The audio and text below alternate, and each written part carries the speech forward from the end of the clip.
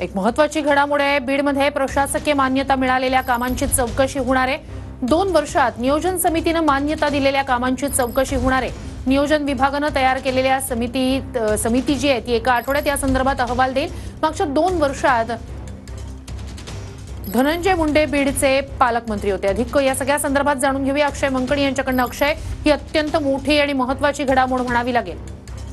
श्रुती, नक्कीच बीड जिल्हा नियोजन समितीच्या प्रशासकीय मान्यता मिळालेल्या सर्वच पूर्वीच्या कामांची चौकशी जी आहे ती होणार असल्याचं आपल्याला पाहायला मिळतं। कारण की बीड जिल्ह्याच्या नियोजन समितीचे जे काही गेल्या मागच्या 3-4 वर्षात जी कामं झालेली आहेत त्यामध्ये अनेक प्रकारे भ्रष्टाचार झालेला होता असे आरोप जे आहेत ते सर्व पक्षीय नेते मंडळींकडून लावण्यात आलेलं होतं। आणि त्यानंतर आता जे बीडचे पालकमंत्री आहेत आणि सध्याचे राज्याचे उपमुख्यमंत्री असलेले अजित पवार यांनी या सगळ्या जिल्हा नियोजन समितीच्या प्रशासकीय मान्यता मिळालेल्या कामांची जी आहे ती चौकशी करण्याचे आदेश दिलेले आहेत। या समितीमध्ये अनेक अधिकारी जे आहेत ते मिळालेले आहेत। संतोष भोर असतील, मका भांगे असतील, सुनील सूर्यवंशी असतील, या सर्व अधिकाऱ्यांच्या उपस्थितीत ही संपूर्ण समिती जी आहे। नक्कीच अक्षय, ही अत्यंत मोठी आणि महत्त्वाची घडामोड। अपडेट्स घेत राहू। तूर्तास धन्यवाद।